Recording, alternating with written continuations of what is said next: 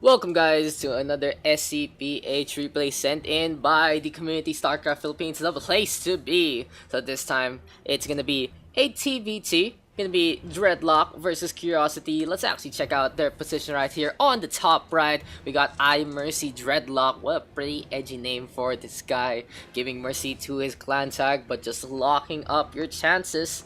The Red Terra now setting on up with that first initial refinery, looking like a Reaper opening to boot. On the flip side, here we go with a cute little Carbot to boot, eating a donut. It's gonna be Curiosity, and Curiosity might be killing the cat that is DreadLock right now. Gonna be the blue Terran on the bottom left. So similar approach, gonna have a refinery built up as well. So we are gonna see some Reapers into play most likely. At the same time, barracks are gonna get put on up. It seems that though that DreadLock just 1 second ahead, very small in the scheme of things, but might get that initial position. Just a little bit of the advantage when you're a little quicker on the trigger figure.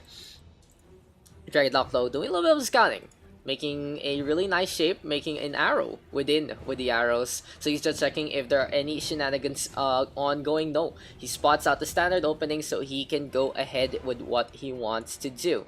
On the flip side, Curiosity gonna get walled off already, but that's already enough information for him. No, never mind. The supply depot is down, and this might be a bait and switch actually. If the supply depot comes on up, that is gonna be the blue SCV being lost into this fight. There you go. Unfortunately, Curiosity, this is gonna be one worker that isn't coming home to his mom. I'm gonna build up the engineering bay instead, just playing with the buildings, microing his macro, macroing his micro, trying to keep the SCV alive, but to no avail. That's gonna be the show there for Curiosity and this scout. But in the meantime, I'm a little wrong. DreadLock actually deciding to build some Marines instead. Gonna have this orbital command as well into play. Mules are gonna get tossed on down. So for the Red Hand Terran, a little bit ahead is Curiosity. Gonna decide to go for that second base. Having that OP Mule, increasing your mineral flow to the maximum and trying to just maximize the returns there as much as possible. So factory now here for DreadLock, and you can see the diversity between the two builds so far. The barracks in the tech lab seems like the factory is going to be the one using that one up. Second base being built. On the flip side, DreadLock still on a one base system and going to be building up a supply depot into the back line. SCV still into play, and if you have noticed, it's gonna be 6 on the gas here for DreadLock, really building as much as he can off that green resource. On the flip side, Curiosity only going for 4, so that means that it is gonna be the blue Terran a little bit ahead in minerals when with the mules now into play. So a Reaper here for Curiosity, didn't really use it in any form or shape. The tech lab now in position here for the factory, and what is the skin? It's actually really nice to look at. It's glowing, absolutely. And we have a second, no, they got a third command center here for Curiosity. A lot of greed here from the blue Terran, trying to expand his borders as much as possible. But does he have the army supply behind that one? No, only 4 supply. But on the flip side, here we go with DreadLock. He's just staying in with all these Marines, and he should be actually going for some pokes, maybe build up some Hellions and the such, or even better, get this second expansion, because he's gonna be way behind into this fight if this keeps up. But DreadLock playing the one base turtle, defending on the high ground, trying to see if this is gonna work. On the flip side, Orbit Command first and foremost here for Curiosity. Interesting, not really queuing up any SCVs to that second base, and still building up the third even though he doesn't have a fully saturated expansion as of yet. The Marines now numbering into the 6th siege tank in play as well. Here comes another Marine, and will we see a bunker here for the side of DreadLock. He's playing this really slow, as after a quicker opening, it really hasn't panned out for him. Missile turret in the backline, already expecting a starport drop or cloak play, but at the same time, again, not building up on this second base. Here we go, Curiosity finally getting some SCVs to go for the macro play. Curiosity also having a Cyclone siege tank as well as some Marines here. So what's happening right now for Curiosity? He's really just trying to mine up as much as he can on this primary base, scouting along with this Reaper. It seems like both players just enjoying the overproduction. It's not as optimal as it can be, so for both players can really improve with cycling those SCVs away. But for now, the Orbital Command finally looking on that second base. We have the SCV production heavily increased here for Curiosity. On the flip side, DreadLock deciding to play a cheeky little medevac play. Gonna have 2 siege tanks as well as 8 marines. On the flip side, having this 1 marine running around and 1 siege tank for the defense. He might want to close the supply depot though, just in case. And that's going to be a big hit as the Cyclone locks on into the medevac, taking care of all the marines before anything else happens. This one medevac has to run away because these are the siege tanks, very expensive units. Gonna drop them down on the front line. And this is very dangerous for DreadLock. Gonna lose one of the siege tanks. The medevac gonna fly on over. The supply depot still down, finally goes on up. And yeah, Curiosity just waiting on the outside. Finally, the second base looking to be built here for DreadLock, but not really the best time. Beautiful shot though with the siege tank, and look at this. The scan gonna go into play. Now the Cyclone tried to lock on in, but the 2 siege tanks doing too much damage. And another questionable play here, this time from the Blue Terran, running in your Cyclone up top. Not the best way to do it. Instead, I would feel like Curiosity should be macroing up as much as possible behind all this. Make his third base be in production. He's gonna back on out with his siege tanks. The Marines still on the outside. This will give DreadLock a chance to actually build on up that command center in front and get it flown over to the expansion. The high ground here, very scary for DreadLock. But on the flip side, he has that supply depot up. Here we go. The SCVs now building up some refineries, and you can tell that this is a little bit of a game where both players are really just trying to improve. They haven't really been able to do everything that they want to do in the map.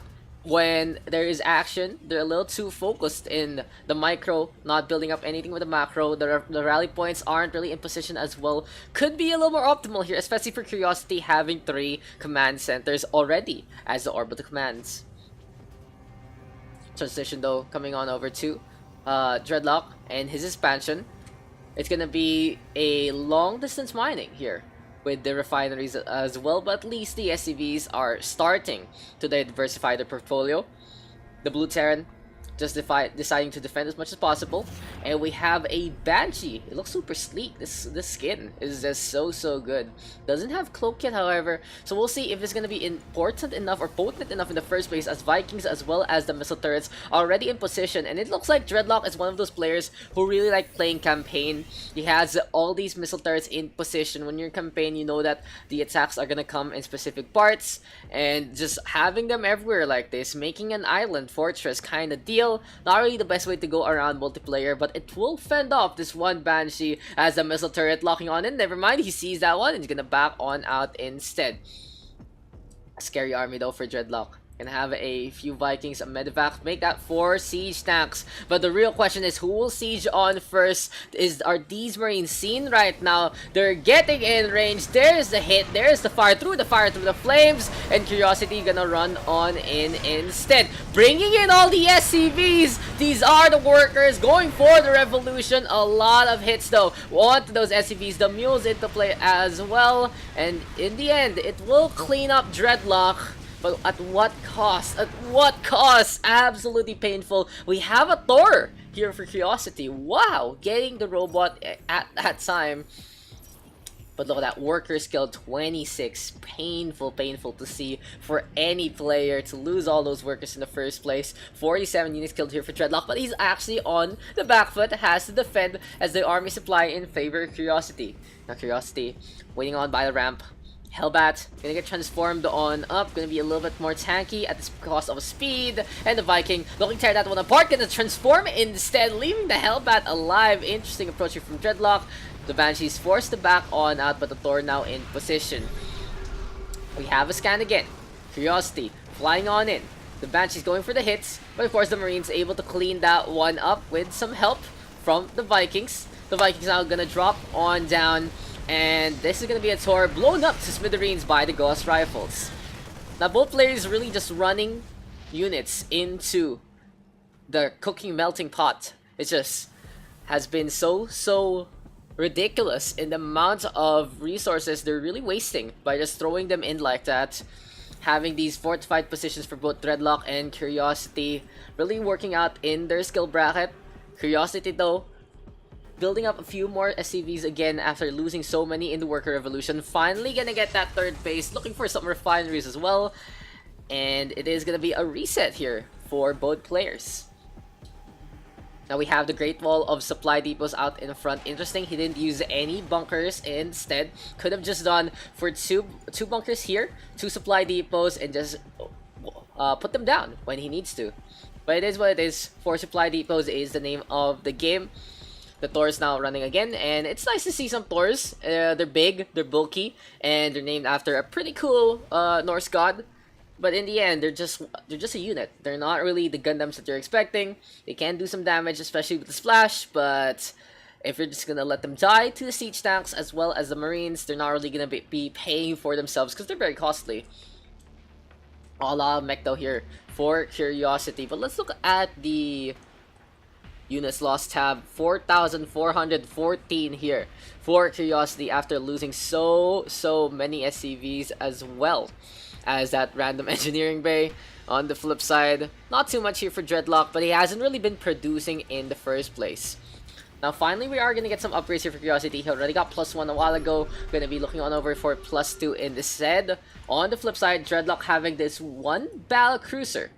This might be pesky in the first place. Can go for the tactical warp. So this is gonna be +1 and +2 rather in weapons, and this is gonna be the Hellion upgrade to get Blue Flame. Always really cool to see, doing more damage on the workers. Battle cruisers though, very imposing on the outside, and this might be the Cyclones looking to lock on in and just run away. The third base now settled up here for DreadLock, but he doesn't really have the army supply to defend this into this one. Curiosity at 115, DreadLock at 87. Who will actually go for this fight first? Here comes the Cyclones onto the front line. The siege tanks doing the damage as the Cyclones torn apart so quickly. But the Thors are in position. The Hellbat stacking that one up. The Blue Flame doing its magic. And this is gonna be the siege tank formation torn apart. Now they're going to the cliff. Very dangerous stuff here for Curiosity, but he has complete control of this third place, takes care of the battle cruisers, and will this be GG? It seems like the defensive formation here for DreadLock still has been potent enough, but it's gonna be forcing on over that third base to run away, and here comes a 5th Thor just marching on and call the Earth Federation as we have seen the revolution of the wingsuit to go for those takedowns. The Thors right now just busting the way to victory, and Curiosity looking to be as curious as can be, marching on in through the wall of supply depots, and this might be game here. There you go, DreadLock calling the GG. Gonna leave the game in style. Curiosity with the victory. So you can tell, guys, that was a more of a lower skill game. I would say maybe silver league. It looked like it, and maybe we can actually guess now by the end of a match what kind of league the players are in, and hopefully they'll comment if they're right or wrong. Just a few tips to Curiosity, who did send in this replay. When you're gonna go for that three orbital commands, you should just play more defensively, as well as build up those SCVs to be optimal with those bases. He was technically on 1 base, still having 3 command centers. Not really the best time, as well as not really running in all those SCVs in the first place. Didn't need to if he had the siege tank formation set up first. Maybe a bunker or 2 would have helped on out, and maybe some aerial support with the Banshees that he did go for in the end. Also, upgrades very key. It was only Curiosity getting those pluses, and it was only on weapons. So for both, that would be a kind of scenario where that extra tick does help on out. And for DreadLock, stop playing campaign. This is multiplayer. Gonna be needing more than 1 place, and you need to play more aggressively than that. Thank you guys for tuning on in, and this was an SCPH replay. I'll see you guys in the next one.